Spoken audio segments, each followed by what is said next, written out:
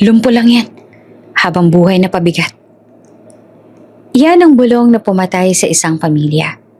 Ipinagpalit ng ama ang asawa at anak sa mayamang kabet. Dahil kinakahiya niya ang batang naka-wheelchair. Tinago niya ang dugo't pangalan. Ipinagpalit sa pera at status. Sa loob ng 14 na taon, lumaki ang bata sa kasinungalingan. Akala niya patay na ang ama.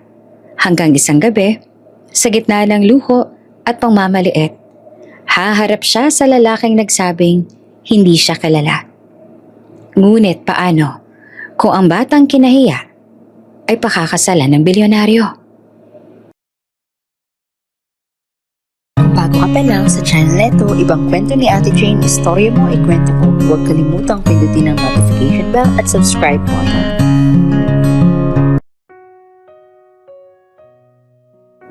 Tahimik ang silid. Tanging ugong ng electric fan at mahinang paghinga lamang maririnig. Sa gitna ng kwarto, nakaupo ang isang dalagang naka-wheelchair. Maingat niyang iniunat ang mga binte. Kasunod ang dahan-dahang pagmasa sa tuhod. Isang ritual na kabisado na niya. Paulit-ulit, araw-araw. 8 taon na. Hindi siya nagrereklamo kahit masakit. Kahit nakakapagod. Kahit paulit-ulit siyang tinatanong ng therapist kung handa ka na bang sumuko? Ngumiti lang siya, palagi. Hindi po. Sagot niya tuwing matatapos ang therapy. Kaya ko pa. Ang pangalan niya ay Elena, 16 na taong gulang. Maganda ang mga mata, mahabang buhok at may ngiting kayang magpatahimik ng kahit sinong galit. Ngunit para sa mundo, isa lamang siyang bata sa wheelchair.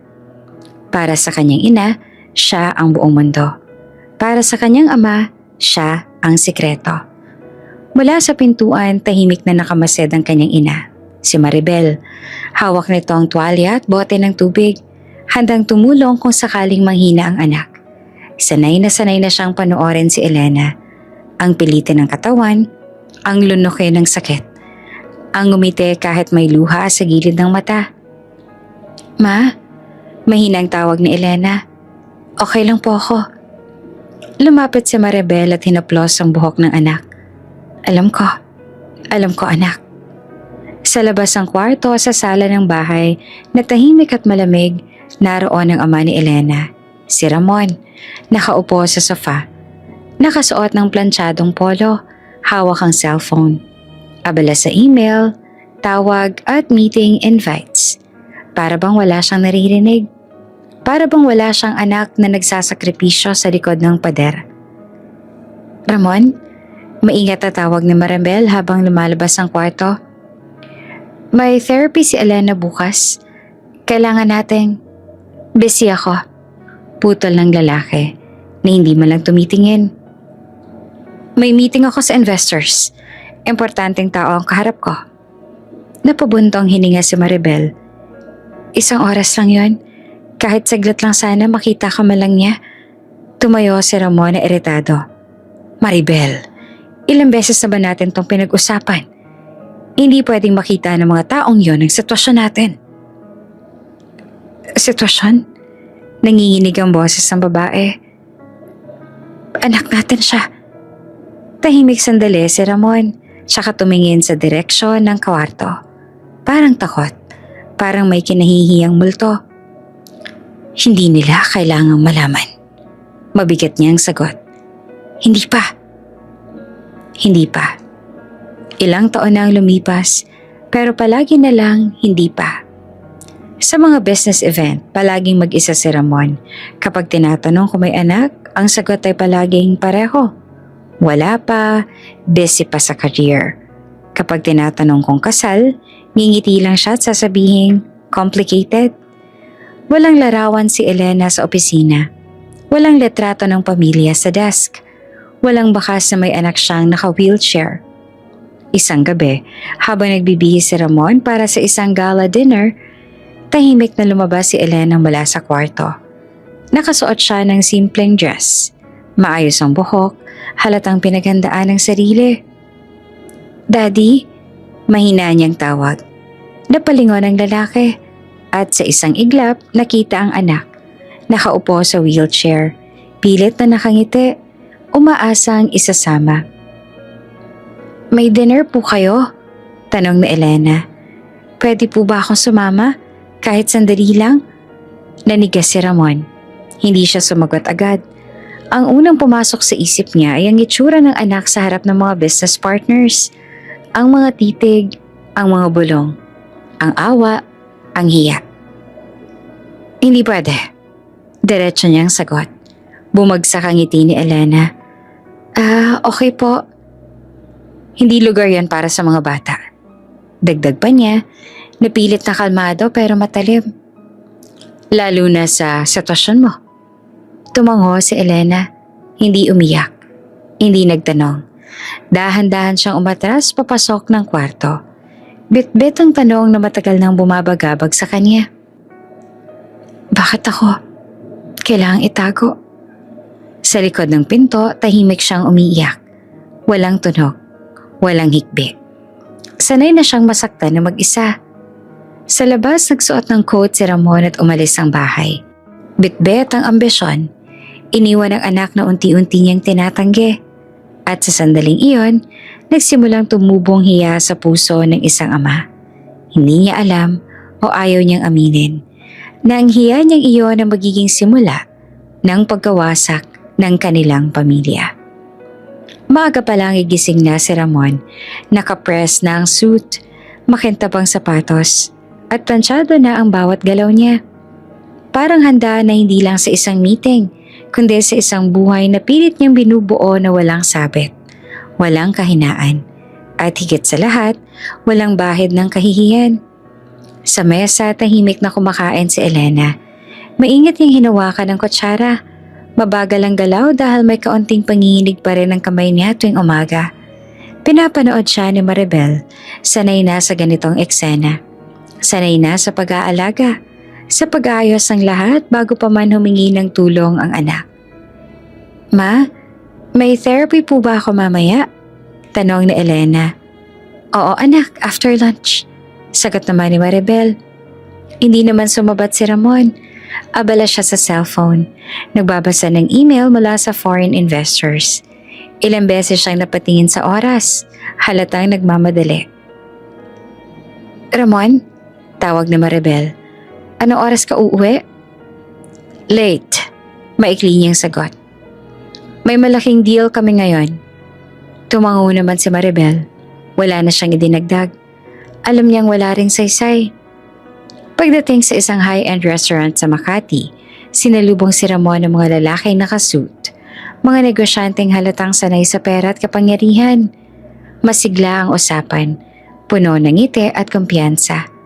Ito ang mundong gusto ni Ramon. Malinis, maayos, walang komplikasyon. So, Ramon, tanong ng isa sa kanila habang umiinom ng wine. Are you married? Napangiti naman si Ramon. No, not yet. Focus sa business. May anak ka. Saglit na huminto ang oras.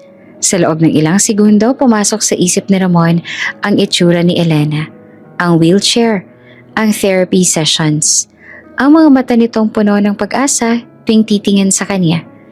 Kasunod noon ang imahe ng mga taong kaharap niya ngayon. Mga titig na mapanghusga, mga bulong na ayaw niyang marinig. Wala, sagot niya ng diretso. Wala akong anak. Tumango ang mga kausap niya, parang wala lang. At doon sa simpleng kasinungalingang iyon, may kung anong gumaan sa dibdib ni Ramon. Parang nabunutan siya ng tinik. Mas madali pala, naisip niya. Mas malinis, mas simple. Habang nagpapatuloy ang meeting, mas lalo siyang nagiging komportable sa ideyang iyon. Walang kailangang ipaliwanag. Walang kailangang itago dahil wala namang aaminin. Pag-uwi niya ng bahay, gabi na, tahimik ang paligid. Naroon si Maribel sa kusina. Naghuhugas ng pinggan. Narinig niya ang pagbukas ng pinto at agad siyang lumingon. Kumain ka na ba? Tanong niya. Hindi pa. Sagot ni Ramon habang tinatanggal ang coat. Pagod ako. Tahimik silang dalawa, walang umuusal. Ngunit may kung anong mabigat na sa hangin na parang may sasabog anumang oras. Kamusta ang meeting? Maingat at tanong na Maribel. Okay, sagot ni Ramon. Muntik nang matuloy ang deal. Muntik? Ulit ng babae. May mga tanong lang. Sagot niya sabay upo sa mesa. Tungkol sa personal life. Napahinto naman si Maribel sa paghuhugas. At ano naman ang sinabi mo? Sumandal si Ramon na parang nag-iisip kung paanong sasabihin ang kasunod. Siyempre, kailangan kong maging maingat. Ramon, mariing sabi ni Maribel. Anong sinabi mo? Tumango ang lalaki. Parang desidido na. Sinabi kong wala akong anak. Parang may malamig na tubig na ibinuhos sa buong katawan ni Maribel. Ano? Business yon, Maribel. Sagot ni Ramon na iritado. Hindi nila kailangang malaman ang lahat. Anak natin si Elena. Nanginginig ang boses ng babae. Bakit mo tinatanggi? Tumayo si Ramon. Dahil pabigat lang yan. Biglang tumahimik ang bahay. Hindi niya napansin o ayaw niyang pansinin. Nabukas ang bahagyang pinto ng kwarto ni Elena. Naroon ang bata. Hawak ang gulong ng wheelchair. Nakikinig. Walang taon na tayong gumagastos sa therapy. Patuloy pa ni Ramon. Walang kasiguraduhan kung makakalakad pa siya. Habang buhay na lang ba tayong ganito? Aasa? Magtatago? Napaluha si Maribel. Pero anak natin siya. Hindi proyekto. Hindi investment. Sa mundo ko, Maribel, lahat ay investment. Malamig na sagot ni Ramon. At sa totoo lang, walang balik ang batang yan. Parang may bumagsak sa dibdib ni Elena. Gusto niyang sumigaw.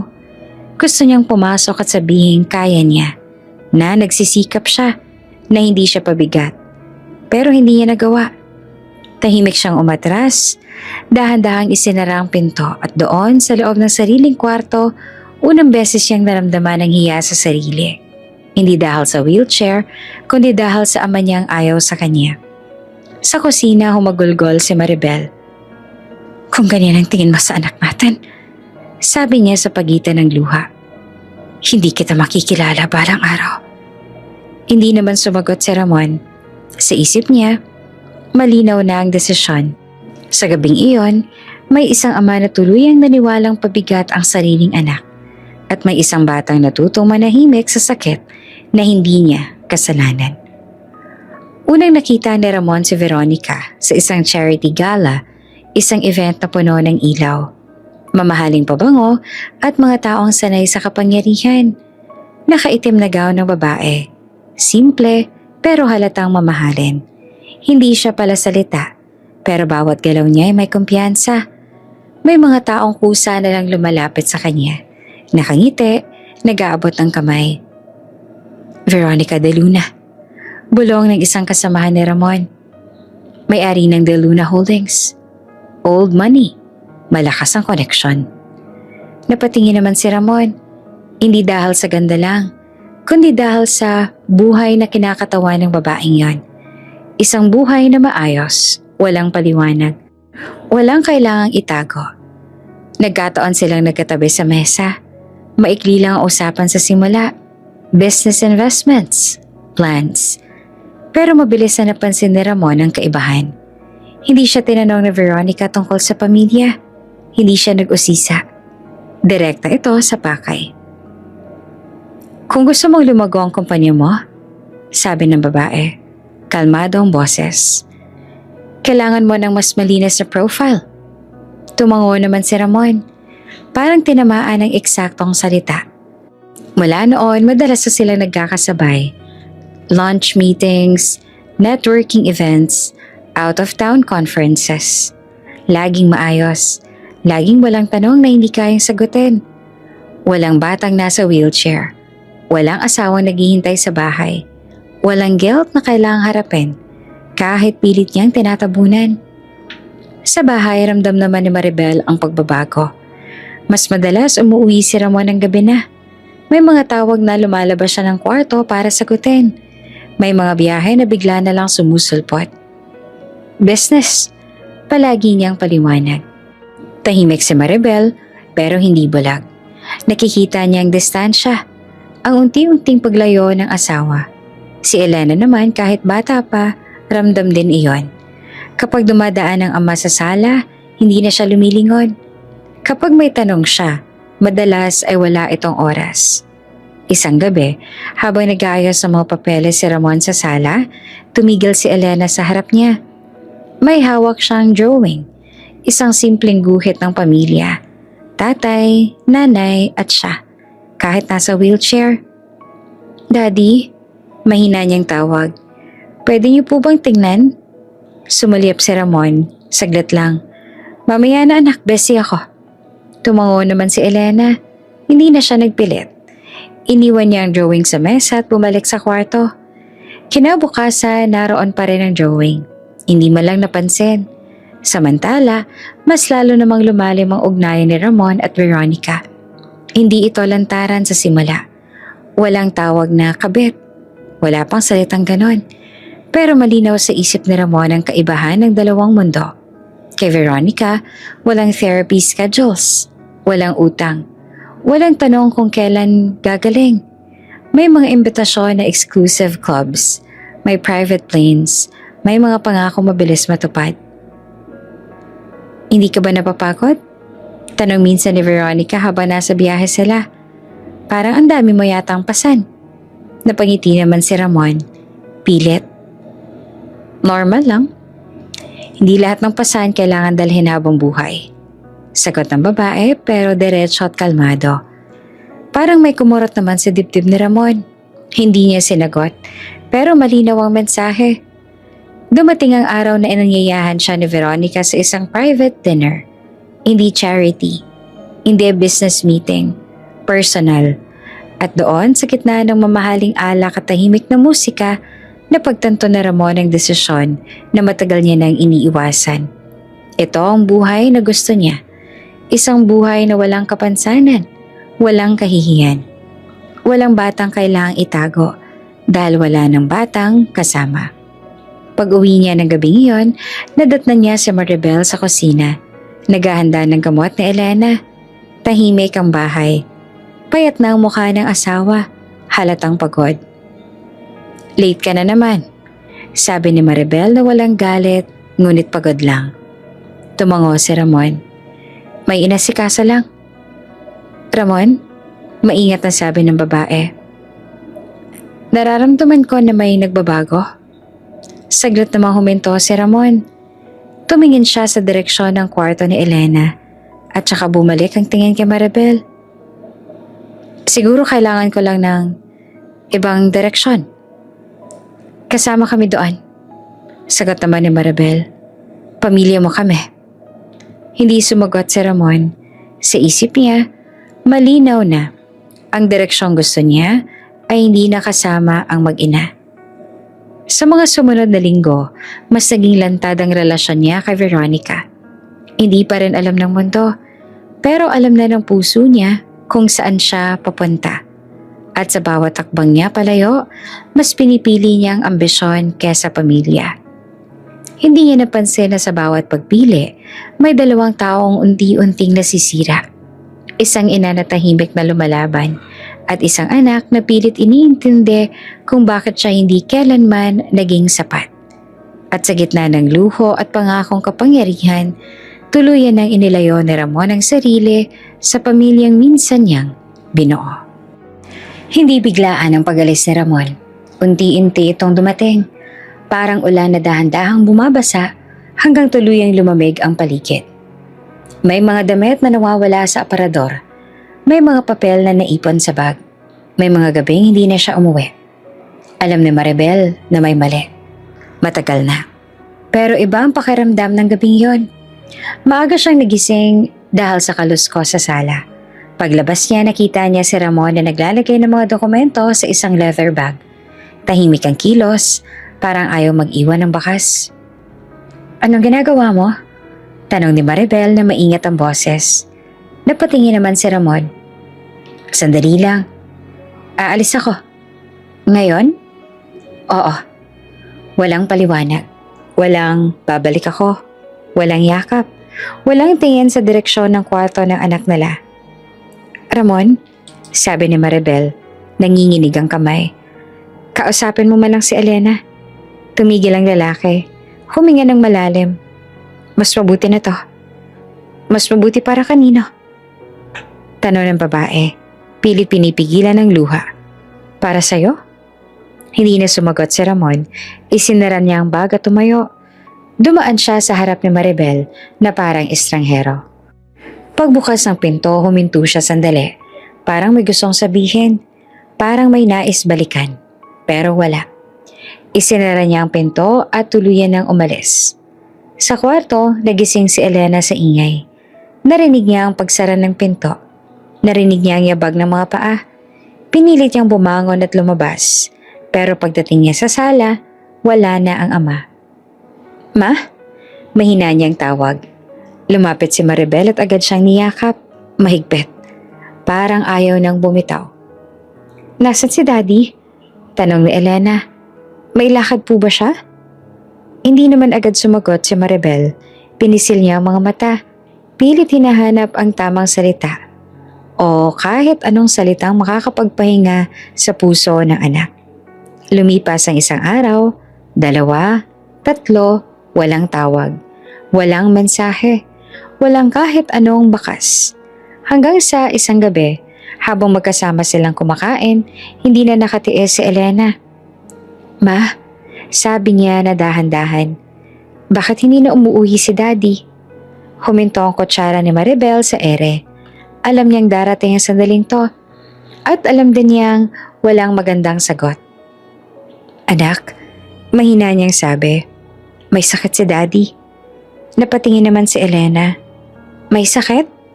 Tumango si Maribel. Matagal na at hindi na siya gumagaling. Tahimik ang bata.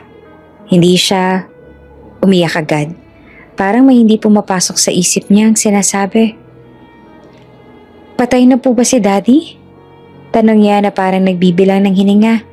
Napapikit si Maribel. At doon sa pagitan ng luha at takot, sinabi niya ang pinakamabigat na kasinungalingan na kailanman ay bibigkasin niya. Oo anak. Parang may nabasag sa loob ni Elena. Hindi siya sumigaw. Hindi siya nagwala. Umiyak lang siya. Tahimik, walang ingay. Parang sanay na rin sa pagkawala. Mahal niya po ako? Tanong niya na halos pabulong. Napayuko si Maribel. Mahal ka niya. Isang kasinungalingan na ipinanganak mula sa pagnanais sa protektahan ng anak. Kahit alam niyang balang araw, sasaktan din ito ng katotohanan. Sa mga sumunod na araw, sinubukan nilang magpatuloy. Therapy, eskwela, araw-araw na buhay. Pero may bakanting upuan sa mesa. May tahimik na gabi. May tanong na hindi muling tinanong. Samantala, sa kabilang dulo naman ng lungsod, nagsimula ang bagong buhay ni Ramon. Lumipat siya sa isang kondo. Malawak, maliwanag at tahimik. Naroon si Veronica. Maayos ang ngiti. Parang walang iniwang anino sa likod. Sigurado ka ba? Tanong ng babae minsan habang inaayos ang mga gamit niya. Walang babalik? Tumango si Ramon. Ito ang tamang desisyon. Hindi niya binanggit ang anak. Hindi niya binanggit ang wheelchair. Hindi niya binanggit ang bahay na iniwan niya. Sa isip niya, mas magiging madali ang lahat kung tuluyan na lang silang magpapatuloy na parang walang pamilyang nasaktan. Ngunit sa bawat gabing humihiga siya sa bagong kama, may biglang sumisingit na alaala. Isang batang may ngiting pilit. Isang drawing na naiwan sa mesa. Isang tanong na hindi niya sinagot. Pinipili niyang baliwalain. Samantala, si Elena naman sa bawat gabi ay nagdarasal para sa amang akala niya ay wala na. Hindi para bumalik, kundi para lang malaman kung sapat ba siya para mahalin.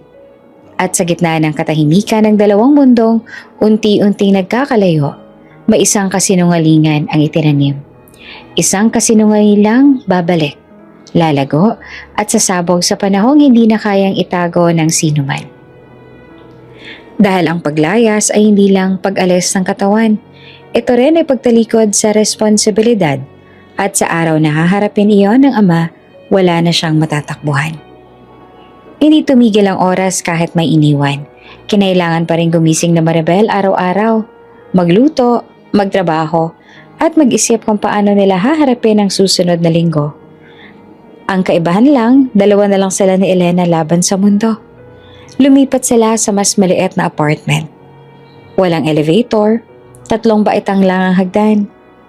Pero sapat na yon para maging mahirap ang bawat araw-araw. Kabisado na ni Maribel ang paggangat ng wheelchair, ang pagbibilang ng hinga, ang pangiti kahit nanginginig na ang mga braso. Ma, kaya ko po. Palaging sinasabi ni Elena tuwing makikita niya nahihirapan ang ina. Alam ko, sagot naman ni Maribel, kahit minsan gusto niya nang umiyak. Pero hayaan mo na ako maging nanay. Hindi naging madali ang pera. May mga buwang kulang ang pambayad sa renta. May mga gabing lugaw lang ang hapunan. May mga umagang kailangang mamili kung gamot ba o pamasahe. Isang beses pumila si Maribel sa isang government office para humingi ng tulong. Bitbit niya ang mga papeles na Elena, medical records, therapy history, ilang oras siyang naghintay. Nakatayo habang nakaupo si Elena sa gilid. Next! Sigaw ng empleyado. Paglapit nila sa mesa, tiningnan lang saglit ang papeles. Matagal na yan, ma'am. Marami pang mauuna sa'yo. Pero kailangan po ng anak ko ng therapy. Pakiusap ni Maribel. Kahit kaunting tulong lang po. Marami pong nangangailangan. Malamig na sagot. Hindi lang kayo. Lumabas sila ng tahimik. Sa labas, nakita ni Maribel ang luha sa mata ni Elena. Ma, kasalanan ko po ba? Tanong ng bata. Kung wala akong sakit. Agad siyang niyakap ng ina. Huwag na huwag mong sasabihin yan. Hindi ikaw ang problema. Sa paaralan, matalino si Elena. Tahimik, pero laging handa. Mataas ang mga grado. Mahal siya ng mga guro. Pero hindi lahat ng klase ay mabait. Wheelchair girl. Bulong ng ilan. Kawawa naman, sabi pa ng iba. Parang awang tanging kaya nilang ibigay. Isang araw, may program sa school. Kailangan umakyat sa stage ang mga estudyante. Pinag-uusapan ng mga teacher kung paano si Elena. Baka mahirapan siya, sabi ng isa. Pwede naman siya kasing wag na lang sumali. Sagot naman ng isa pa. Narinig iyon ni Elena. Umuwi siya tahimik. Pero sa bahay, humawak siya sa kamay ng ina. Ma, sabi niya mahinahon pero matatag, sasali po ako. At sumali siya. Inakyat ang stage sa tulong ng rampa. Hindi mabilis, hindi perpekto, pero ginawa niya. At sa bawat palakpak na naririnig niya, may maliit na panalo siyang inipon sa puso. Lumipas sa mga taon, maliit na tagumpay, malaking sakripisyo. Nagtrabaho si Maribel kung saan-saan. Online selling, labada, pag-aalaga ng bata. May mga employer na mabait, may mga mapangmata. Bakit di mo nalang iwan ang anak mo sa probinsya? Tanong minsan ng isang amo. Mas madali sana. Ngumiti lang si Maribel. Mas madali nga, pero hindi tama. Si Elena naman ay natutong maging maingat sa salita, sa galaw, sa emosyon. Natutong umiti kahit may sugat. Natutong magpasalamat kahit kulang. Isang gabi, habang nag-aaral si Elena, napansin ni Maribel ang anak. Dalaga na. Maganda ang mukha. Maayos ang kilay. May liwanag sa mga mata. Anak, sabi niya. Alam mo bang maganda ka? Nagulat naman si Elena. Kahit ganito po ako? Lalo na dahil ganyan ka. Sagot naman ni Maribel. Ngumiti rin si Elena. Hindi dahil naniwala agad, kundi dahil gusto niyang maniwala. Nasa likod ng lahat ng hirap, may isang bagay na hindi nila mawawala. Dignidad. Hindi sila humihingi ng awa. Hindi sila nagmamakaawa sa maling tao. At kahit minsan naramdaman ni Elena ang hiya sa mundo, hindi niya kailanman kinahihiya ang sarili niya. Sa tuwing may tanong tungkol sa ama, tahimik lang siya. Patay na po ang daddy ko. Palagi niyang sagot. Walang galit, walang sumbat. Isang katotohanang akala niya'y tapos na. Hindi niya alam na habang lumalakas siya, habang gumaganda ang loob at isipan niya, may mundo palang naghihintay. Isang mundong magpapaalala sa kanya ng lahat ng sugat na pilit nilang tinakpan. At sa mundong yon, hindi na sila basta mag-ina laban sa kahirapan. Lalaban na sila sa mga taong minsang tumalikod at sa katotohanang hindi kailanman nanatiling patay. Few more years later, tahimik ang hapon. Hindi mainit, hindi rin malamig. Sakto lang para magpalipas ng oras sa labas. Iyon ang mga araw na pinaka-inaabangan ni Elena. Kapag natapos na ang online class, kapag nagpapahinga na si Maribel at kapag may kaunting oras para huminga ang dibdib. Ma, lalabas lang po ako saglit. Sabi ni Elena habang inaayos ang buhok. Magpapahangin lang. Tumango naman si Maribel. Huwag kang lalayo at mag-iingat ka. Sanay na ang ina sa ganitong paalala.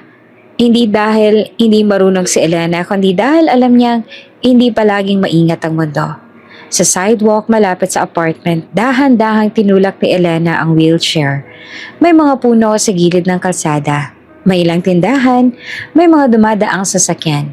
Hawak niyang libro sa kandungan, pero hindi siya nagbabasa. Mas gusto niyang tumingin sa paligid. Mga taong nagmamadali, mga batang tumatawa. Mga eksenang normal para sa iba pero espesyal para sa kanya. Hindi niya napansin ang kotse. Mabilis ang takbo nito. Papaliko sa kanto. Hindi rin siya agad nakita ng driver. Nang marinig ni Elena ang malakas na busina, huli na ang lahat. Hoy! Isang preno, isang sigaw, isang iglap na parang huminto ang oras. May humahawak sa wheelchair niya at hinila siya palayo sa kalsada. Bumangga ang kotse sa bangketa. Ilang pulgada lang ang layo sa kinaroroonan niya. Nanlamig ang mga kamay ni Elena. Hindi siya makapagsalita. Hindi niya alam kung nanginginig siya dahil sa takot o sa gulat. Miss, okay ka lang ba? Tanong ng lalaking humahawak sa kanya. Tumingin siya pataas. Matangkad ang lalaki. Maayos ang suot. Halatang sanay sa ganitong klaseng lugar. Hindi taga rito. May suot itong relo na mukhang mas mahal pa kesa sa lahat ng gamit niya. Pero hindi iyon ang napansin niya. Ngiti. Hindi awa. Hindi pagtataka. Ngiti na parang normal lang ang lahat. Okay lang po. Sagot ni Elena. Pilit na humihinga ng maayos. Sigurado ka? Tanong ng lalaki. Namumutla ka? Tumango siya. Nagulat lang po. Napalingon ang lalaki sa driver ng kotse na halatang nanginginig din. Mag-ingat ka sa pagmamaneho. Mariing sabi nito. May masasaktan ka. Pagkatapos ay bumalik ang tingin niya kay Elena. Pwede ba kitang ihatid pa uwi? Mukhang hindi ka pa okay. Hindi na po kailangan. Sagot ni Elena. Malapit lang naman po dito. Saglit na nag-isip ang lalaki, tsaka ngumiti ulit. Okay, pero at least hayaan mo akong samahan ka hanggang doon. Naglakad siya sa tabi ng wheelchair. Hindi humahawak, hindi nagmamadali. Walang kakaiba sa kilos niya na parang ginagawa lang niya ang dapat gawin. My name is Adrian. Pakilala niya. Ikaw? Elena po. Nice to meet you, Elena. Sabi niya. Kahit hindi ganito ang gusto kong first meeting. Napangiti naman si Elena. Bahagya. Ako rin po. Habang naglalakad sila, nagkwentuhan sila ng mga simpleng bagay. Saan siya nag-aaral? Anong hilig niya? Walang tanong tungkol sa wheelchair. Walang anong nangyari sa'yo. Walang pag-uusisa na nakakasakit. At doon nagulat si Elena. Hindi dahil sa lalaking mayaman, kundi dahil sa gaan ng pakiramdam niya. Pagdating nila sa tapat ng apartment, huminto si Adrian. Dito ka na? Tanong niya. Opo, sagot naman ni Elena. Salamat po sa tulong. Paalis na sana siya nang biglang magsalita si Elena. Sir, salamat po talaga. Tumingin si Adrian. Adrian lang. Ngumiti naman si Elena. Ngiting hindi pilit, hindi nagtatago. At iyon ang sandaling tumatak sa isipan ni Adrian. Hindi ang wheelchair, hindi ang aksidente, ang ngiti. Mula sa bintana nakita ni Maribel ang lahat. Ang takot, ang tulong, ang lalaking nakangiti sa anak niya na parang walang kailangang ayusin. Ma, sabi ni Elena pagkapasok, okay lang po ako. Lumapit si Maribel at niyakap siya. Salamat sa Diyos. Habang nagpapahinga si Elena sa kwarto, nanatiling nakaupo si Maribel sa sala. Iniisip ang lalaking tumulong.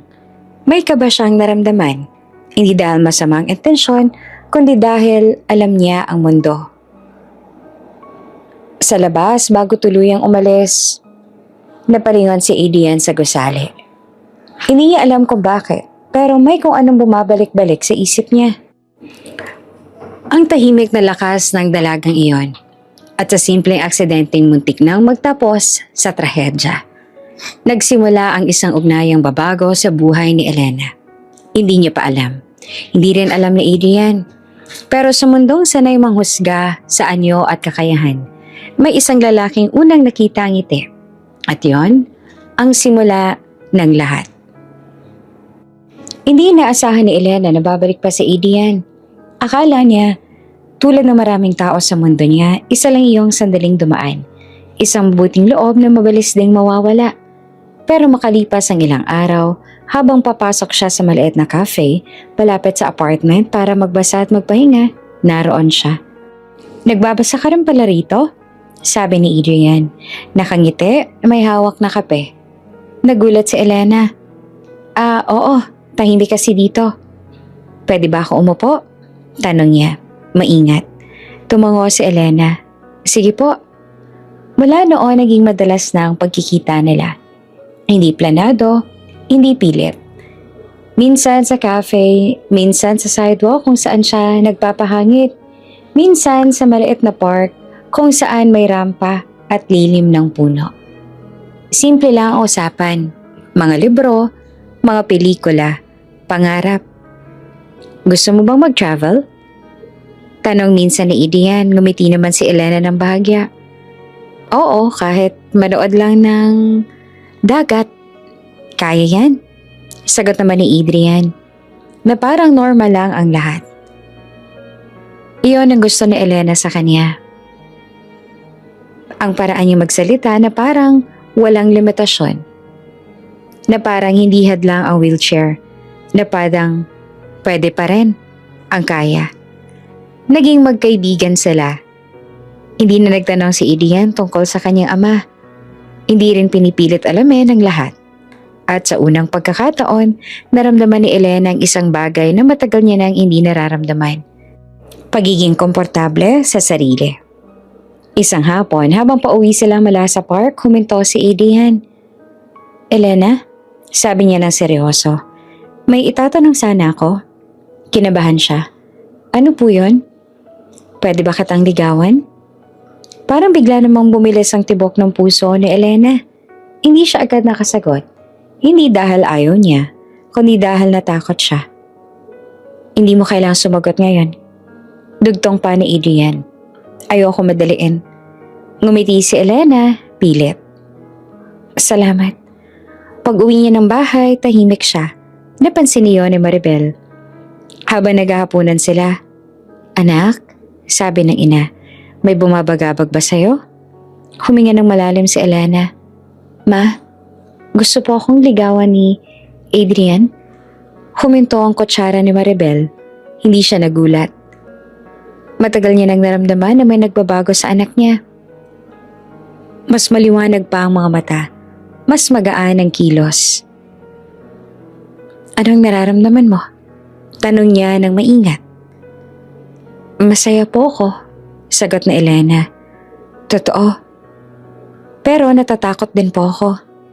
Tahimik si Maribel sandali. Tumingin siya sa anak. Dalagang may sugat na hindi kita sa balat. Elena, dahan-dahan niyang sabi. Huwag kang umibig. Napatingin ang bata. Bakit po? Mas masakit kapag iniwan ka. Sagot ni Maribel, may bigat sa bawat salita. Alam mo yan, naramdaman ni Elena ang bigat ng mga alaala. Ang ama niyang umalis. Ang kasinungalingan, pinaniwalaan niya. Ang pagkawala na hindi niya pinili. Hindi lahat ng lalaki ay tulad ng daddy mo. Dugtong ni Maribel. Pero halatang hirap. Pero hindi rin lahat ay mananatili. Tahimik si Elena. Naiintindihan niya ang takot ng kanyang ina. Naiintindihan niya ang pagnanais nitong protektahan siya. Pero may bahagi sa kanya na gustong subukan kahit isang beses lang ang magmahal ng walang takot. Kinagabihan nag-message si Adrian. Kamusta ka? Tanong ni Adrian. Okay lang po, medyo nag-iisip lang. Gusto mo bang maglakad bukas? Kahit saglit lang? Matagal bago siya nag-reply. Sige po. Kinabukasan nagkita sila sa park. Tahimik ang paligid. Umupo si Adrian sa bangko sa tabi niya. Hindi mo kailangang ipaliwanag, sabi ni Adrian. Pero gusto kong malaman kung okay ka. Huminga si Elena. At takot lang po ako. Sa ano? Nakapag umibig ako, iiwan din ako. Tumingin si Adrian sa kanya. Walang awa, walang panghihinayang. Seryoso lang. Hindi kita masisiguro sa lahat. Pero masisiguro ko na hindi kita ikakahiya. Tumulo ang luha sa mata ni Elena. Hindi niya agad ito pinunasan. Hindi kita pipilitin. Dugtong pa ni Adrian. Magiging kaibigan pa rin kita. Kahit ano pa man ang desisyon mo. Iyon ang sandaling lalo siyang natakot. Dahil sa unang pagkakataon, may taong handang manatili kahit walang kapalit.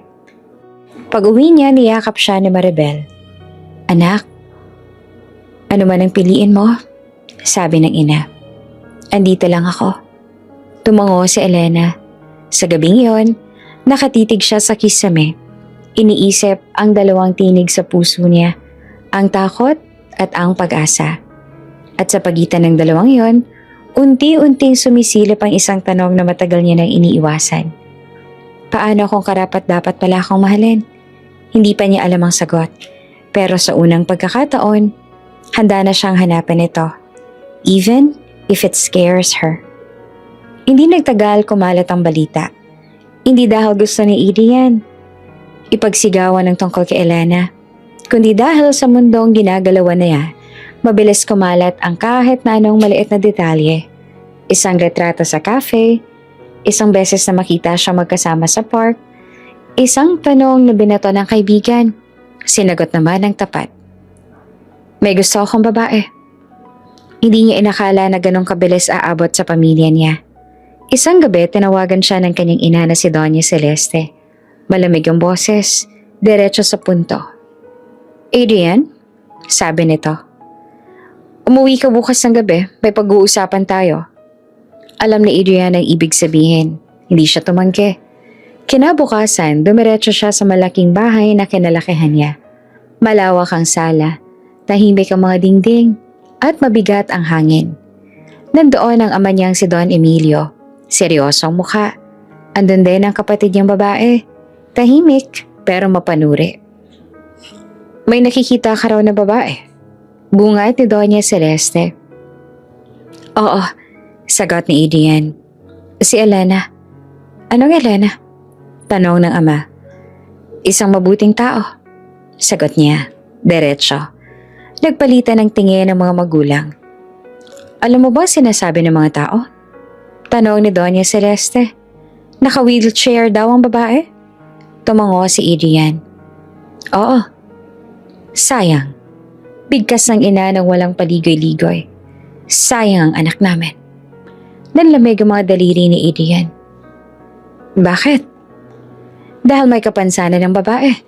Sagot ni Don Emilio. Hindi ka bata, Adrian. May responsibilidad ka. May pangalan kang minubuhat. Hindi hadlang ang wheelchair para maging mabuting tao. Sagot ni Adrian, pilit na kalmado. Hindi yan ang punto. Sagot naman ni Doña Celeste. Ang punto, magiging pabigat lang yan sa'yo. Sa pamilya natin. Napatayo si Adrian. Hindi siya pabigat. Hindi mo palang nararanasan. Sagot ng ama. Ngayon pa lang, umatras ka na. Hindi na nakipagtalo si Adrian. Tumalikod siya at umalis ng bahay. Bitbit ang galit. Pero higit sa lahat, ang takot na baka tama sila. Samantala si Elena, inaniyayahan ni Adrian sa isang maliit na gathering. Isang simpleng dinner kasamang ilang kaibigan at kakilala. Hindi niya sinabi na may mga kamag-anak na darating. Ayaw niyang takutan siya. Pagdating nila, ramdam agad ni Elena ang kaibahan. Tahimik ang mga usapan kapag dumadaan siya. May mga titig na mabilis umiwas. May mga ngiting pilit. Relax ka lang, bulong ni Adrian. Okay lang to. Tumango naman si Elena, kahit kabado. Habang nasa CR si Adrian, naiwan si Elena sa gilid ng sala. May 3 babaeng lumapit, maayos ang bihis, halatang sanay sa ganitong lugar. Ikaw si Elena? Tanong ng isa. Opo, sagot niya. Magalang. Tahimik sandali, tapos walang pasubali. Sinabi ng isa pang babae. Sapat ang lakas ng boses para marinig ng iba. Sayang talaga si Adrian, ano? Napahigpit ang hawak na Elena sa gulong ng wheelchair. Po? Ang galing ng batang yon? Dugtong ng una. Tapos ikaw? Hindi niya tinapos ang pangungusap. Hindi na kailangan. May kapansanan ng babae. Sabi ni ikatlo na malamig. Hindi kayo bagay. Para may humigop ng hangin sa dibdib ni Elena. Gusto niyang magsalita. Gusto niyang ipagtanggol ang sarili. Pero parang bumalik ang lahat ng lumang sugat. Ang ama niyang ikinahiya siya. Ang mga bulong sa eskwela. Ang mga matang puno ng awa. Pasensya na po. Mahina niyang sabi. Hindi ko po intensyon na. Tumalikod siya bago pa tuluyang pumatak ang luha. Dahan-dahan niyang tinulak ang wheelchair palabas ng bahay.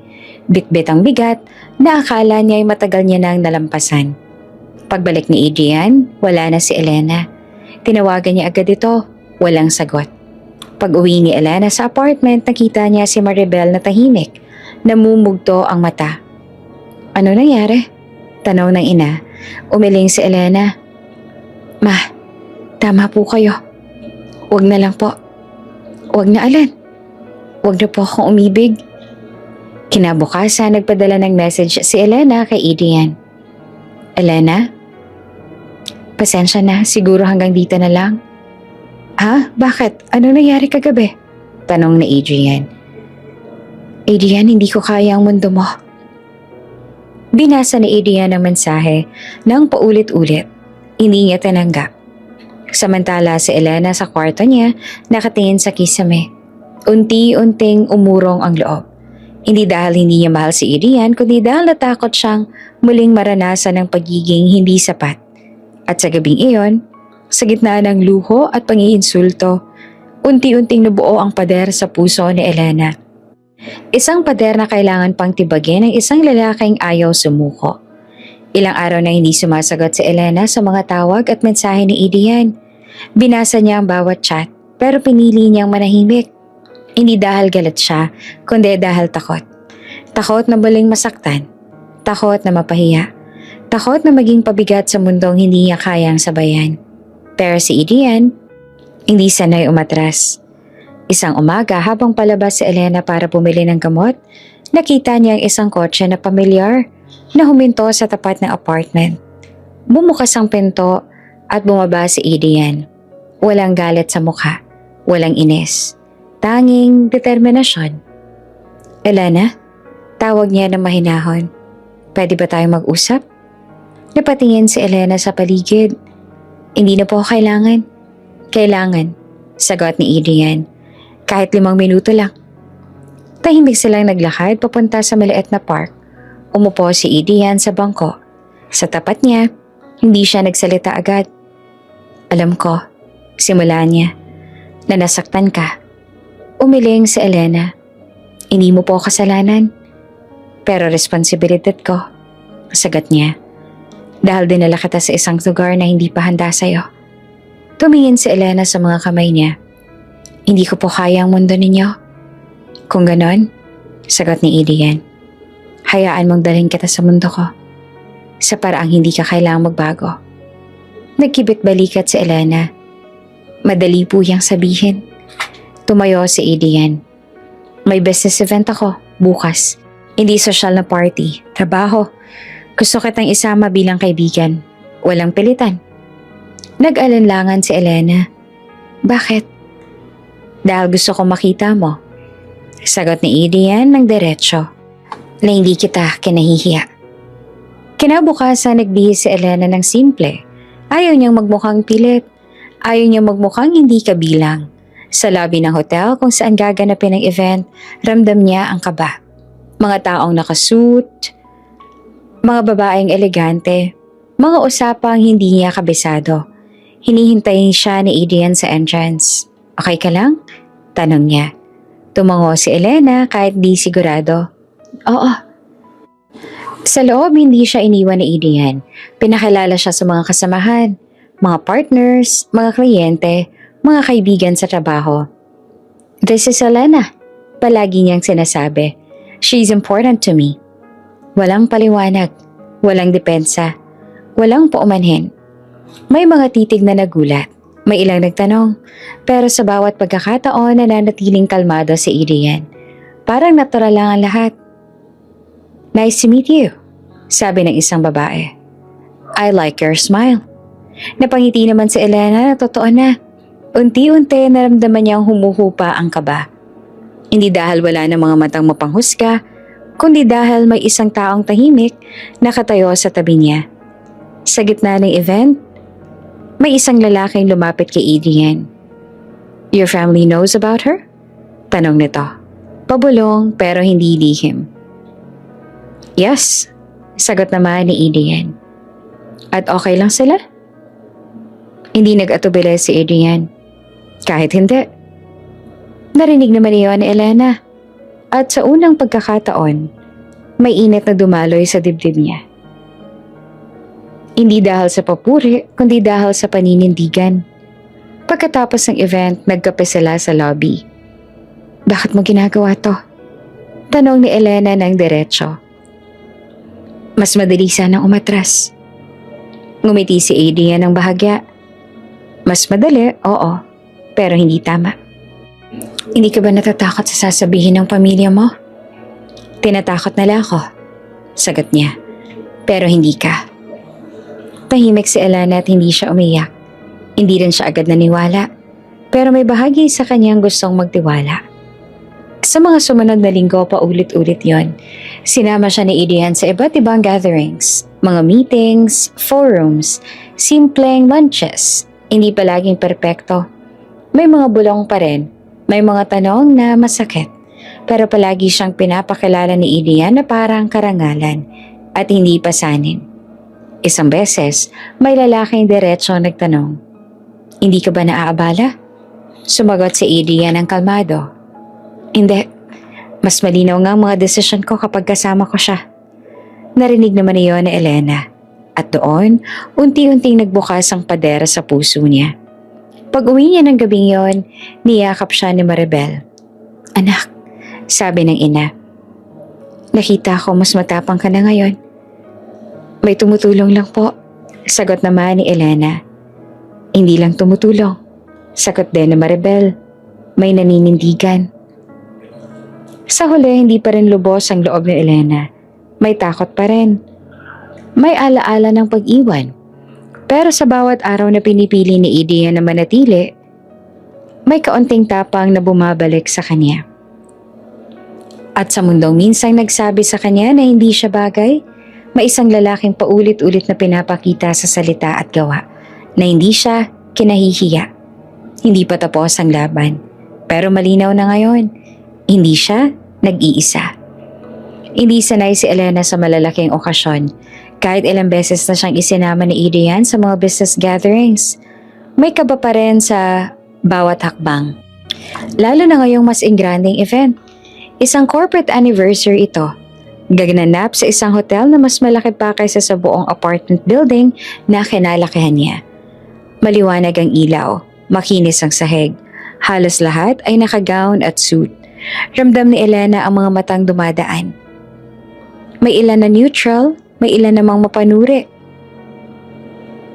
Okay ka lang? Tanong ni Adrian habang tinutulungan siyang makapasok. Tumango naman si Elena. Oo, kaya ko. Ngumiti si Adrian. Babalik lang ako saglit. CR lang. Opo, sagot naman niya. Habang papalayo si Adrian, inayos ni Elena ang bag sa kandungan niya. Sinubukan niyang magpakalma. Sandali lang to, sabi niya sa sarili. Sanay ka naman na. Pero hindi pa pala. Lumapit ang tatlong babae. Pamilyar ang mga mukha. Sila rin ang ilang beses nang nakatitig sa kanya sa mga nakaraang events. Sosyal ang bihis, perpekto ang ayos ng buhok, at may ngiting hindi umaabot sa mata. Ikaw nga yung kasama ni Adrian. Bungad ng isa, walang pagbate. Opo, sagot na Elena na magalang. Napatingin ng isa sa wheelchair. Hindi ba mahirap yan dalhin? Sanay na po ako, sagot niya. Nagkatinginan ng tatlo. May mahinang tawa. Grabe, sabi ng isa. Hindi ko akalaing dadalhin niya yan dito. Sayang talaga. Dugtong pa ng isa. Ang dami-daming babae. Bakit ikaw? Nanikip ang dibdib ni Elena. Hindi siya sumagot. Hinawakan niya ang gilid ng wheelchair. Pilit pinapanatiling steady ang boses. Hindi kayo bagay, sabi ng ikatlo diretso. Magkaiba kayo ng mundo. May ilang taong nakarinig, may ilang tumingin, pero walang nagsalita, walang lumapit. Tingnan mo yung sarili mo. Patuloy ng una. Kahit anong pilit, hindi ka magiging katulad namin. Tahimik na pumatak ang luha sa mata ni Elena. Hindi siya umiyak ng malakas. Hindi siya nagsalita. Naramdaman niyang bumabalik ang lahat. Ang ama niyang ikinahiya siya. Ang mga bulong sa paaralan. Ang tanong kung sapat ba siya. Pasensya na po. Mahina niyang sabi. Halos pabulong. Hindi ko po sinasadya. Tumawa ang isa. Hindi mo sinasadyang ano? Ang ipanganak na ganyan? Parang may sumabog sa loob niya. Gusto niyang sumigaw. Gusto niyang ipagtanggol ang sarili. Pero wala si Adrian. At sa sandaling yon, pakiramdam niya ay nag-iisa na naman siya. Pinunasan niya ang luha. At dahan-dahan tinulak ang wheelchair palayo. Sa gilid ng hall, huminto siya. Umupo roon. Nakayuko. Pilit kinokontrol ang pag-iyak. Sanay ka na. Paulit-ulit niyang sinasabi sa sarili. Sanay ka na. Pero iba pala kapag nasa harap ng maraming tao. Kapag may ilaw, kapag may mga matang nanonood at piniling manahimik. Pagbalik ni Adrian, agad niyang hinanap si Elena. Hindi niya ito nakita sa dati nilang pwesto. Napansin niya ang mga taong nakatingin sa isang direksyon. Doon niya nakita si Elena, nakatagilid, tahimik, nanginginig ang balikat. Elena? Tawag niya na agad na lumapit. Anong nangyari? Umiling si Elena. Hindi siya makapagsalita. Tumulo ulit ang luha. May ilang babaeng nasa di kalayuan, tahimik na nagmamasid. Hinawakan ni Adrian ang kamay ni Elena. Tara, sabi niya na mariin pero kalmado. Uuwi na tayo. Habang tinutulungan niya si Elena palabas, ramdam ang lahat ng bigat ng eksena. Walang paliwanag si Adrian. Walang sigaw, pero malinaw sa kilos ang galit. Sa kotse, tahimik sila. Pinunasan ni Elena ang luha niya, nahihiya. Pasensya na, sabi niya. Sinira ko po ang gabi ninyo.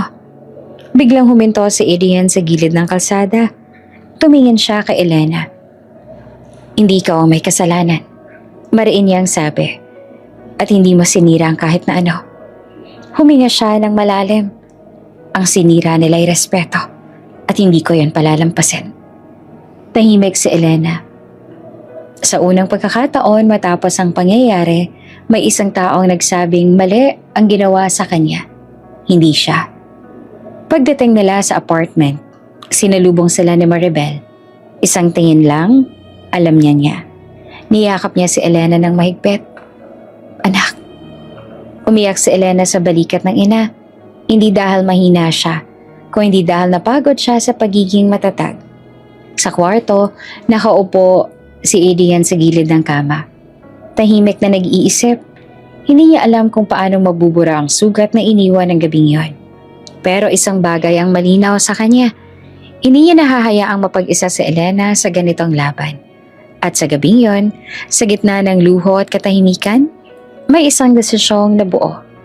Isang desisyong magbabago sa takbo ng lahat. Hindi pa ito paghihigante. Hindi pa ito pagtatapat. Pero ito ang huling beses na haharapin ni Elena ang kahihiyan ng mag-isa. Hindi agad nakatulog si Elena matapos ang gabing yon. Paulit-ulit sa isip niya ang mga salita, ang mga tingin, ang pakiramdam ng pagiging maliit sa gitna ng maraming tao. Kinabukasan, sinabi niya kay Adrian na gusto muna niyang umuwi ng maaga. Gusto niyang huminga. Gusto niyang magpahinga. Atid na lang kita, alok ni Adrian. Hindi na po, sagot na Elena. Kaya ko na po, maglalakad lang ako saglit. Tumango si Adrian kahit alatang ayaw. Text mo ako pagdating mo. Lumabas si Elena ng mall at dahan-dahang tinulak ang wheelchair sa sidewalk.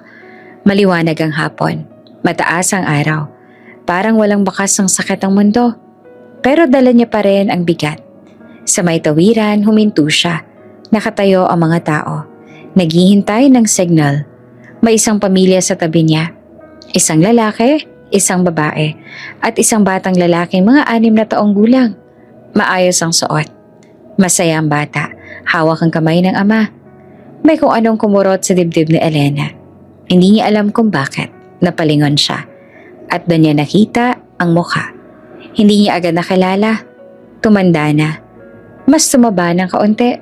Mas pino ang ayos. Pero ang mga mata, iyon ang pareho. Ang mga matang minsang hinanap niya sa bawat sulok ng alaala. Parang may humigop ng hangin sa paligid. Hindi pwede. Sabi ng isip niya. Patay na si Daddy. Pero habang mas tumatagal ang tingin, mas malinaw ang katotohanan. Si Ramon. Ang ama niyang inilibing sa kasinungalingan, ang lalaking pinaniniwalaan niyang wala na sa mundo. Nanlambot ang mga kamay ni Elena. Parang bumagal ang galaw ng lahat. Narinig niya ang tawa ng bata. Narinig niya ang boses ng babae. Malambing, pamilyar sa lalaking kaharap niya. Daddy! Sigaw ng bata. Parang tinamaan ng kidlat si Elena. Hindi niya alam kung paanong gumalaw ang katawan niya. Hindi niya alam kung paano siyang napalapit. Ang alam lang niya, bigla na lang siyang nasa harap nila. Daddy? Mahinang tawag niya. Napalingon naman si Ramon. Sa isang iglap nakita niya ang wheelchair. Ang mukha, ang mga mata. Ang anyo ng batang iniwan niya, na ngayon ay dalaga na. Naligas siya. Daddy? Ulit pa ni Elena na mas malinaw. Ako po si Elena. Humigpit ang panga ni Ramon. Mabilis siyang tumingin sa babaeng katabi niya, kay Veronica, na halatang nagtataka. Tumingin din ang bata. Ramon? Tanong ni Veronica. Kilala mo siya? Saglit na nag-isip si Ramon. Isang segundo lang. Pero sa segundong yon pinili niya ang sarili. Hindi. Sagot niya na pilit at kalmado. Hindi ko siya kalala. Parang may bumagsak sa dibdib ni Elena. Daddy, nanginginig ang boses niya. Ako po ito. Anak ninyo. May mga taong napalingon. May mga nag-uusisang mata. Humigpit ang hawak ni Ramon sa kamay ng bata. Miss? Mariin niyang sabi. Nagkakamali ka. Lumapit si Veronica. Ramon, anong nangyayari? May kapansanan ka. Dagdag ni Ramon na malamig ang boses. Baka napagkamalan mo lang ako. Parang tinusok ang puso ni Elena. Hindi po. Kayo po ang daddy ko. Ang mama ko po si Maribel. Enough. Putol na Ramon. Bahagyang itinaas ang boses. Hindi kita kalala. Huwag kang gumawa ng eksena. May ilang taong huminto. May ilang nagbulungan. Naramdaman ni Elena ang init sa mata niya. Gusto niyang ipakita ang mga alaala, ang mga laruan, ang mga gabing hinintay niya ang ama. Gusto niyang sumigaw, pero wala siyang nagawa. Hinila ni Ramon ang bata palapit sa kanya. Halika na, sabi niya sa anak. Umuwi na tayo. Tumingin ang bata kay Elena. May pagtataka, may takot. Daddy, sino po siya? Tanong nito. Wala, sagot na Ramon. Huwag mo nang pansinin. At doon sa harap ng maraming tao, tuluyan na siyang itinanggi. Di lamang bilang anak, kundi bilang tao. Naiwan si Elena sa gilid ng kalsada. Nanginginig. Hindi niya namalayan na may luha na pala siyang tumutulo. Hindi siya sumigaw. Hindi siya humabol. Hindi niya na kayang magsalita. Tumunog ang cellphone niya. Galing kay Adrian. Nakarating ka na ba? Hindi siya agad nakasagot. Makalipas ang ilang minuto ay nag-type siya. Nakita ko po ang daddy ko. Sabi ni Elena. Ha? Akala ko. Buhay po siya. Pero itinanggi niya ako. Mabilis ang reply. Nasaan ka, Elena? Susunduin kita. Umupo si Elena sa gilid ng sidewalk. Nakayoko. Sa unang pagkakataon, hindi niya inisip ang wheelchair. Hindi niya iniisip ang mga tao. Isang bagay lang maninaw. Hindi pala patay ang kanyang ama. Mas masakit pa pala. Pinili lang na mamatay bilang ama. Pagdating ni Adrian, agad siyang lumapit at hinawakan ang kamay ni Elena. Wala siyang tanong. Wala siyang sermon. Umupo lang siya sa tabi niya. Hindi mo kasalanan. Sabi niya na tahimik pero buo. Kahit kailan. Umiyak si Elena. Hindi napigil. Hindi dahil sa kahihiyan ng kanina, kundi dahil sa bigat ng katotohanan ngayon lang bumagsak sa kanya. At sa sandaling iyon, tuluyan ang naglaho ang imahe ng ama na minahal niya sa alaala. Ang naiwan na lang ay isang lalaking buhay pero hindi kailanman naging tatay. At mula roon, wala nang balikan. Tahimik ang biyahe pa uwi. Hindi umuulan pero mabigat ang hangin. Parang may nakasabit na hindi mabitawan.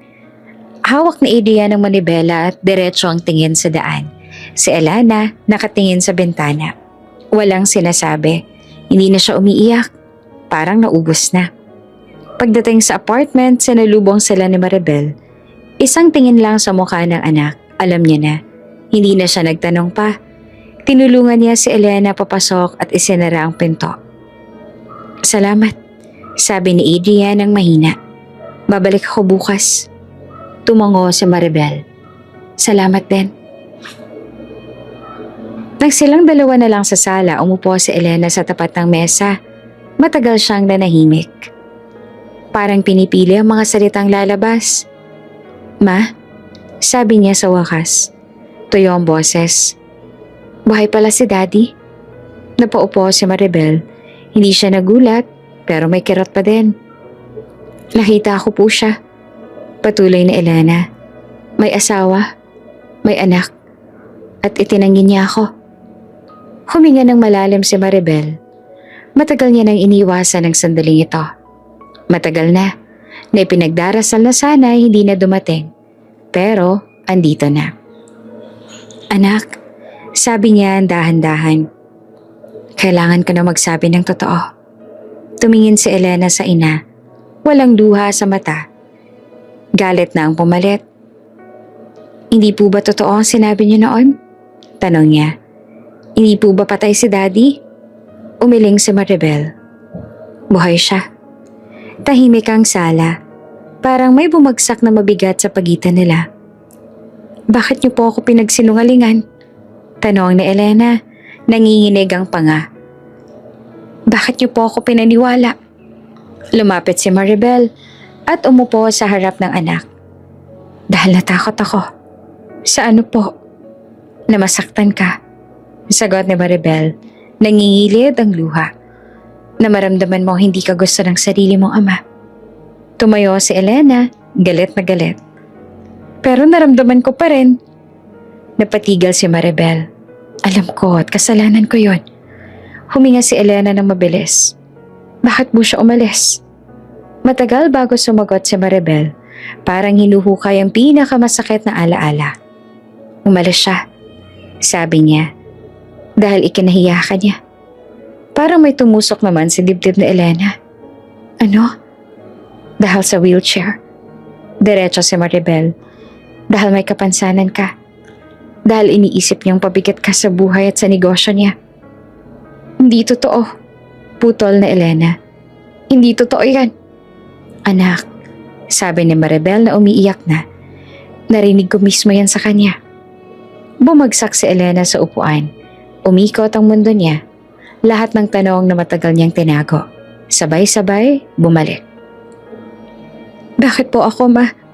Bulong niya. Anong kasalanan ko? Wala. Mariing sagot ni Maribel. Wala kang kasalanan. Pero iniwan niya kami. Sigaw ni Elena. Iniwan niya ako. Niyakap siya ni Maribel. Mahigpit. Hindi ikaw ang dahilan. Siya. Tahimik si Elena. Unti-unting pumasok sa isip niya ang mga alaala. Ang mga gabing hinihintay niya ang ama. Ang mga tanong na sinagot ng kasinungalingan. Ang mga pagkakataong inisip niyang siya ang kulang. Biglang may sumiklab sa dibdib niya. Hindi hiya. Hindi takot. Kundi galit. Hindi ko po kasalanan.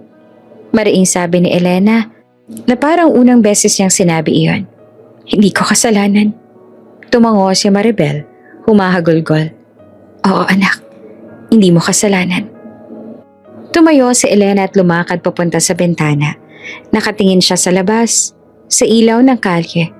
Para ngayon na niya nakita ang sarili niya ng malinaw. Buong buhay ko, sabi niya. Akala ko, kaya ako iniwan dahil hindi ako sapat. Huminto siya at saka humarap sa ina. Pero siya palang hindi sapat. Napaluha si Maribel, pero may ngiti sa gitna ng luha. Tama. Sa gabing iyon, unang beses na hindi sinisi ni Elena ang sarili. Unang beses na naramdaman niyang may karapatan siyang magalit. Hindi sa mundo, hindi sa kapansanan, kundi sa lalaking tumalikod sa kanya. Nag-text si Adrian. Kamusta ka na? Tanong ni Adrian. Alam ko na po ang totoo. Sagot naman ni Elena. Andito lang ako. Salamat. Hindi na po ako tatakbo. Inulapag ni Elena ang cellphone. Huminga siya ng malalim. Hindi niya alam kung paanong haharapin ng ama niya sa hinaharap. Hindi niya alam kung kaya pa ba niyang patawarin. Pero alam niya ito. Hindi siya pabigat. Hindi siya kahihiyan. At hindi niya kasalanan ng pagpili ng ama niya. Sa unang pagkakataon, malinaw ang laban. At handa na siyang harapin ito. Hindi sinabi ni Adrian kay Elena ang balak niya. Alam niya hindi pa handa ang babae at ayaw niyang madagdagan pa ng bigat ang pasanin nito. Kaya tahimik niyang inasikaso ang lahat. Parang business meeting lang na may mabigat na puhunan. Dignidad ng taong mahal niya. Isang umaga, tumawag siya sa isang kontak. Ilang oras lang, may address na siya. Isang pribadong club sa BGC. Tahimik, eksklusibo. Lugar na paborito ng lalaking katulad ni Ramon. Mga lalaking sanay magtago sa likod ng pangalan at koneksyon. Nauna si Adrian. Umupo siya sa isang mesa sa gilid. Diretso ang likod. Kalmado ang mukha. Hindi siya galit. Hindi rin siya nanginginig. Pero buo ang loob niya. Dumating si Ramon makalipas ang ilang minuto. Nakasuot ng mamahaling suit. Halatang sanay sa ganitong tagpuan. Nang makita niya si Adrian ay bahagya itong nagulat. Ikaw? Tanong niya ng malamig. Salamat sa oras, sagot ni Adrian. Tumayo at nag-abot ng kamay. Nag-atubili si Ramon bago tinanggap ang pakikipagkamay. Ano kailangan mo? Umupo sila. Walang paligoy-ligoy sa Adrian. Alam kong kilala mo si Elena. Diretsong sabi niya. Nanigas naman ang panga ni Ramon. Wala akong anak na ganon. Meron? Sagot pa ni Adrian. Mahinahon pero matatag. At alam mo yon.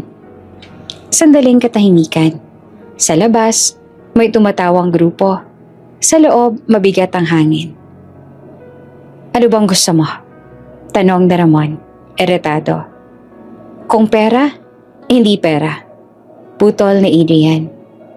Respeto. Napatawa si Ramon. Maikli at walang saya. Respeto? Para kanino? Para sa anak mo. Sagot ni Adrian. Kahit kilalanin mo lang siya. Kahit sa pribado. Sumandal si Ramon sa upuan. Hindi ko kailangan ng gulo. Maayos ang buhay ko. Maayos dahil iniwan mo sila. Sagot pa ni Adrian. Dahil itinago mong totoo. Nagbagong mukha ni Ramon. Hindi mo alam ang pinagdaanan ko. Alam ko ang pinagdaanan niya. Sagot ni Adrian. 8 taon ng therapy. Taon ng pangmamaliit. Isang buhay na pilit binuo kahit iniwan. Huminga si Ramon ng malalim. Hindi ko hiningi ang batang yon. Pero responsibilidad mo. Maraing sabi ni Adrian. Tumawa naman si Ramon ng malakas ngayon. Responsibilidad? Malas sa buhay ang batang yan. Parang may kumurot sa dibdib ni Adrian. Pero nanatili siyang kalmado. Malas? Simula nang pinanganak siya. Puro problema ang dumating. Patuloy pa ni Ramon. Gastos. Hiya. Mga tanong na ayokong sagutin. Hiya? Ulit pa ni Adrian. Ang kinahiya mo ay hindi ang kapansanan niya. Ang kinahiya mo ay ang sarili mo. Biglang tumayo si Ramon. Pigilan mo ko. Hindi. Sagot ni Adrian at tumayo na rin. Hindi hanggat hindi mo naririnig ang totoo. May ilang napatingin sa kanila. Umupong muli si Ramon. Galit na galit. Hindi ko siya kikilalanin. Mariing sabi niya. Hindi ngayon, hindi kailanman. Alam mo ba, sabi ni Adrian dahan-dahan, na may pagkakataon ka pang itama ang mali? Wala akong mali. Sagot ni Ramon. Pinili ko ang buhay na gusto ko. Tumango si Adrian at may presyong pagpili. Tahimik si Ramon. Anong ibig mong sabihin? Hindi sumagot si Adrian. Inilabas niya ang wallet at inilapag ang calling card sa mesa. Isipin mo, sabi niya. Kung sakaling magbago ang isip mo, alam mo kung saan ako hahanapin. Tumalikod si Adrian at naglakad palabas ng club. Hindi siya nagtagumpay sa pakay niya. Pero may nakuha siyang mas malinaw. Ang tunay na anyo ng lalaking itinanggi ang sariling anak. Sa kotse, huminga siya ng malalim. Kinuha ang cellphone at nag-text. Kinausap ka na siya. Message ni Adrian kay Elena. Kamusta po? Matagal bago siya nag-reply. Hindi siya handa. Naintindihan ko po. Pero salamat pa rin. Napatitig si Adrian sa screen. Alam niyang mas masakit ang totoo kaysa sa kasinungalingan. Pero mas kailangan iyon. Samantala si Ramon ay nananatiling nakaupo sa club. Hawak ang baso. Bumabalik sa isip niya ang mga salita ni Adrian. Ang mga mata ni Elena. Ang boses nitong nanginginig. Pinilit niyang itaboy ang alaala. Malas. Bulong niya sa sarili. Malas lang. Pero sa unang pagkakataon, hindi siya sigurado. Sa gabing iyon, tahimik na nagdasal si Elena. Hindi para sa ama, kundi para sa sarili. Para sa lakas na kailangan niya sa susunod na haharapin. At sa dilim, may 2 lalaking gumawa ng magkaibang desisyon. Ang isa piniling manatili sa pag-iwas. Ang isa handang manindigan hanggang dulo. At malapit na ang singil. Hindi alam ni Elena na may ibang mukha si Adrian. Isang mukhang bihirang lumabas at kapag lumabas man, tahimik lang. Hindi ito ang Adrian na nakangiti sa park o maingat na nagtutulak ng wheelchair sa gilid ng kalsada. Ito ang Adrian na nakaupo sa dulo ng mahabang mesa. Diretso ang likod. Malamig ang mga mata. Sa loob ng isang private boardroom, nagsara ang pinto. Let's proceed, sabi ni Adrian na simple lang ang tono. Nagpalitan ng tingin ng mga executive. Walang nagtaka. Matagal na nilang alam kung sino talaga siya.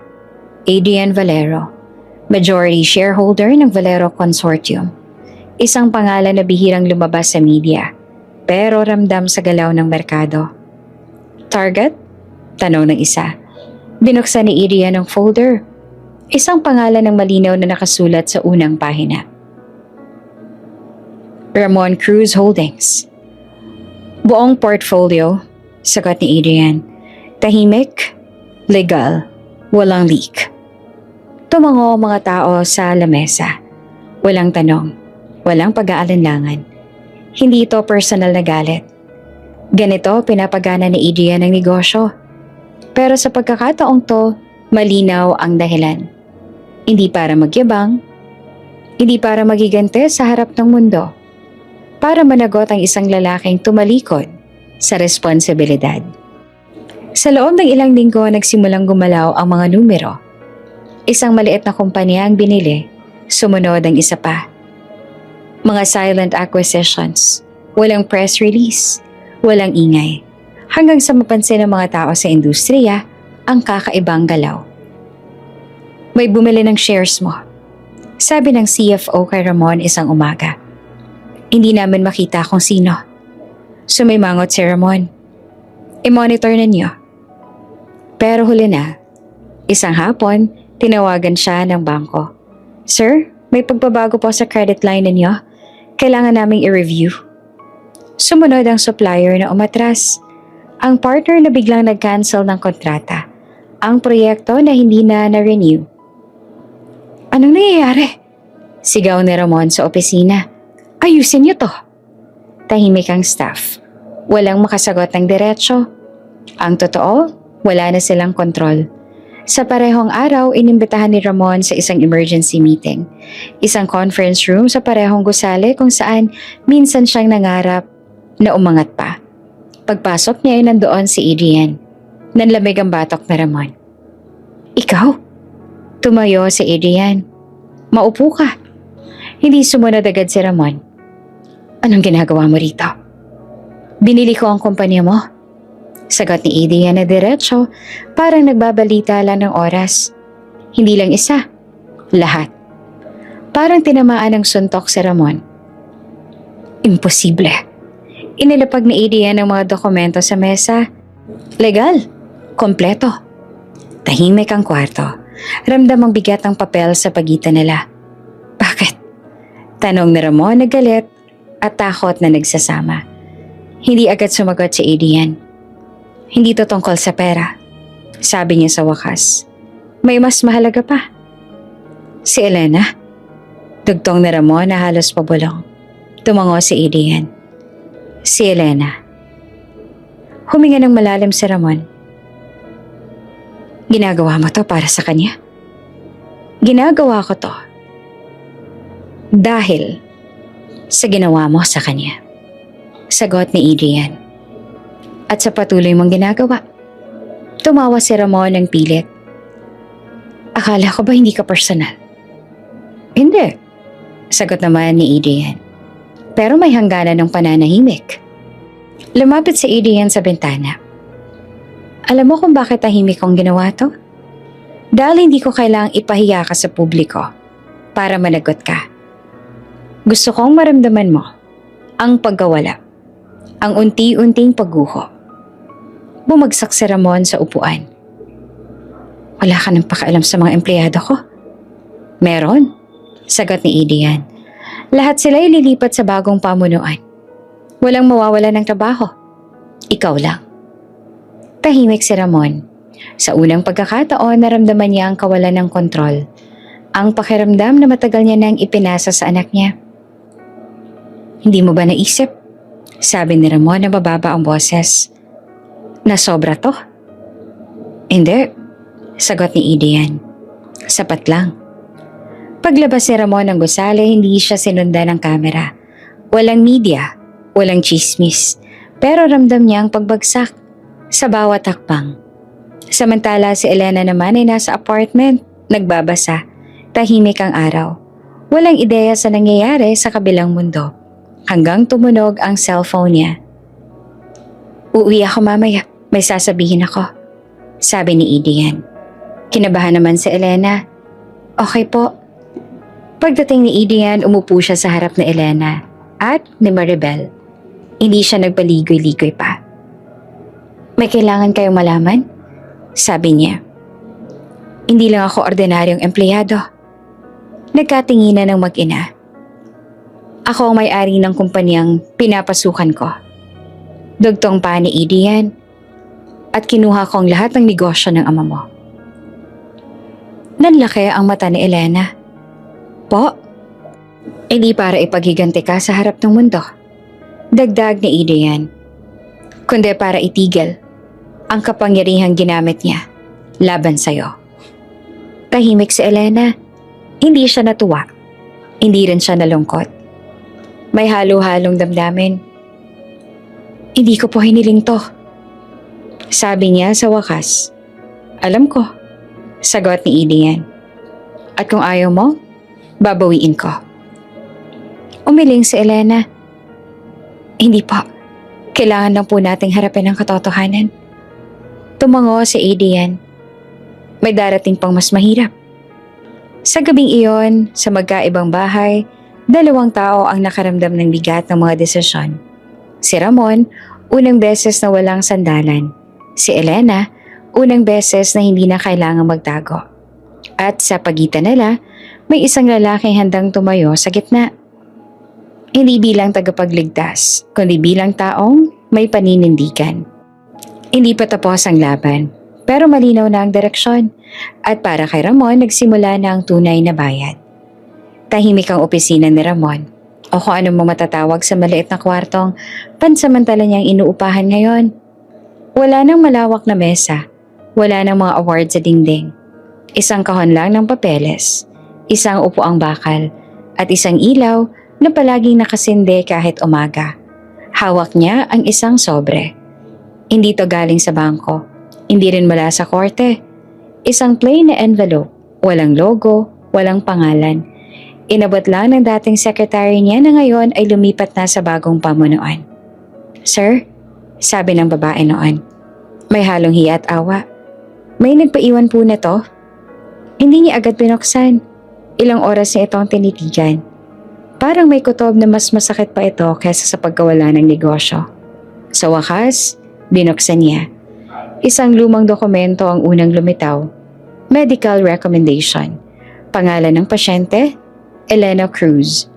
Edad noon, 8 taong gulang. Diagnosis, surgical options, estimated cost. Nanikip ang dibdib ni Ramon. May kasunod na sulat. Maayos ang sulat kamay. Parang pilit na pinatatatag ang bawat letra. Para po ito sa operasyon ni Elena. Kung maaari po, ilaan na lang sa negosyo ng daddy niya. Ayoko masirang pinaghirapan niya dahil sa akin. Napaupo si Ramon. Hindi niya agad naintindihan. Binasa niya ulit at ulit. Parang ayaw pumasok sa isip niya. May nakalagay pang petsa. Ang taon kung kailan muntik nang magsara ang kumpanya niya. Ang panahong halos gabi-gabi niyang umuuwi na galit at tahimik. Ang panahong inisip niyang malas ang batang nasa wheelchair. May nakasunod na resibo. Donation of transfer. Amount para sa operasyon. Sapat para iligtas ang kumpanya. May perma sa dulo. Elena. Parang may sumabog sa loob ni Ramon. Bigla niyang naalala ang gabing iyon. Ang pag-uwi niyang lasing at pagod at takot. Ang galit niya sa mundo. Ang pagsigaw niya na pabigat ang anak niya. At sa parehong panahon, may isang batang tahimik na pumirma ng papel. Piniling isang tabi ang sariling pagkakataon para sa ama niyang ikinahihiya siya. Hindi. Bulong ni Ramon. Hindi to totoo. Tinawagan niya ang dating accountant. Totoo ba to? Halos sigaw niya sa telepono. Yung donation, kanino galing? May katahimikan sa kabilang linya. Sa anak po ninyo, sir. Inilihim niyo po kasi sabi ng asawa ninyo, ayaw niyang ipaalam sa inyo. Ayaw daw pong makadagdag sa bigat. Napatigil si Ramon. At alam mo? Opo, sagot ng accountant. Marami pong may alam. Pero nirespeto po namin ang desisyon ng bata. Bata. Ang batang tinawag niyang malas. Ibinalik ni Ramon ang telepono sa mesa. Parang nawala ang lakas sa mga kamay niya. Sa unang pagkakataon, hindi niya kayang ituro ang sisi sa iba. Wala ng kumpanya. Wala ng koneksyon. Wala ng dahilan para magtago. Ang katotohanan ay malinaw at masakit.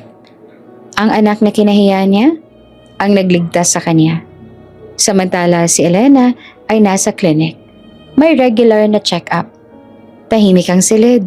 May banayad na ilaw. Nakatayo si Adrian sa gilid. Hindi nakakialam. Handang umalalay kung kailangan. Okay ka lang? Tanong niya. Tumango si Elena. Oo, sanay na. Paglabas nila, umupo sila sa maliit na cafe sa loob ng building. Tahimik si Elena. Nakatingin sa tasa ng tsaa. May nangyari ba? Tanong ni Adrian. Umiling si Elena. May nararamdaman lang po akong parang may paparating. Hindi pa man natatapos ang salita niya, tumunog ang cellphone. Isang unknown number. Hindi niya agad sinagot. Tumingin siya kay Adrian. Kung ayaw mo, sabi ni Adrian. Wag. Huminga si Elena at sinagot ang tawag. Hello? Elena. Boses ni Ramon na basag. Hindi pamilyar sa kanya. Ako ito. Tahimik si Elena. Hindi siya nagulat. Hindi rin siya natakot. Parang matagal niya nang hinihintay. Ang sandaling ito. Alam ko na. Sabi ni Ramon na nanginginig. Alam ko nang ginawa mo noon. Hindi naman sumagot si Elena. Bakit? Tanong ni Ramon. Bakit mo binigay yon? Bakit hindi mo sinabi? Matagal bago nagsalita si Elena. Kasi po anak niyo ko. Parang tinamaan si Ramon. Pero hindi ako karapat-dapat. Hindi po yan ang tanong. Putol ni Elena ng kalmadong boses. Hindi ko po yung ginawa para maging karapat-dapat kayo. Ginawa ko po yan kasi mahal ko po kayo. Noon. Tahimik ang linya. Mahikbe sa kabilang dulo. Pasensya na. Bulong ni Ramon. Pasensya na, anak. Ipinihit ni Elena ang tingin sa bintana. Hindi ko po hinihingi ang sorry ninyo. Kung ganon. Tanong ni Ramon na desperado. Anong hinihingi mo? Huminga si Elena. Wala. Huli na po. Bumalik ang katahimikan. At sa katahimikang iyon, naramdaman ni Ramon ang bigat ng lahat ng taon na sinayang niya. Ikakasal ka na. Sabi niya na parang gustong kumapit sa huling balita. Opo, sagot ni Elena. Pwede ba? Hindi po. Sagot niya na mahinahon pero buo. Hindi po lahat ng ama karapat-dapat sa lahat ng bahagi ng buhay ng anak. Ibinaba ni Elena ang tawag. Nanginginig ang kamay niya. Hindi sa takot, kundi sa tapang. Hinawakan ni Adrian ang kamay niya. Okay ka lang? Tumango si Elena. Oo, masakit, pero malinaw. Sa kabilang dulo, nakaupo si Ramon sa sahig. Hawak ang sobre. Sa unang pagkakataon, wala na siyang masasabi laban sa katotohanan. Hindi niya lang iniwan ang anak niya. Sinira niya ang sarili niya sa pamamagitan ng pagtalikod sa nag-iisang taong handang magsakripisyo para sa kanya. At sa gabing yon, walang negosyo, walang kapangyarihan, walang dahilan. Isang ama lang ang naiwan, nakaharap sa pinakamasakit na revelasyon ng kanyang buhay. Hindi engrande ang kasal, pero hindi rin ito simple sa karaniwang kahulugan. Tahimik ang simbahan, puno ng liwanag, at walang bahid ng pagpapanggap. Walang kailangang patunayan, walang kailangang ipakita. Nandoon si Elena, nakaupo sa wheelchair na pinili niyang wag itago. Hindi siya tinulak palihim. Hindi siya hinarap na parang kahinaan. Sa halip, maayos siyang pumasok sa gitna ng simbahan. May ngiti sa labi at lakas sa mga mata. Sa gilid ng altar, naghihintay si Adrian. Hindi bilang bilyonaryo. Hindi bilang tagapagligtas. Kundi bilang lalaking nanindigan. Nakatayo sa unang upuan si Maribel. Tahimik na umiiyak. Hindi dahil sa sakit, kundi dahil sa wakas. May hustisya ang mga taong piniling manatili kahit walang kasiguraduhan. Handa ka na? Bulong ni Adrian na magkatabi na sila. Tumango si Elena. Matagal na.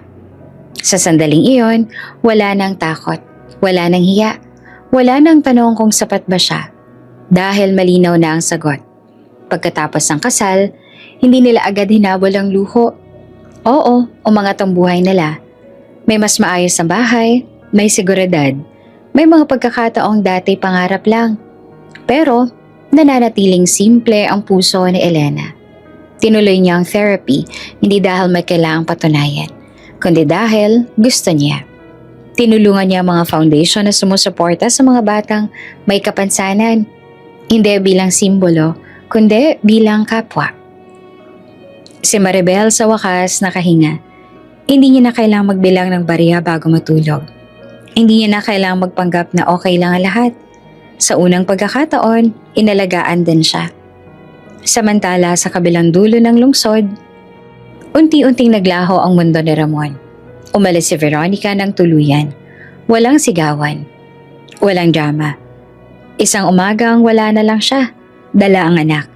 Dala ang dignidad na matagal nang nawala kay Ramon. Hindi kita pinakasalan para maging mahirap. Malamig na sabi ng babae bago umalis.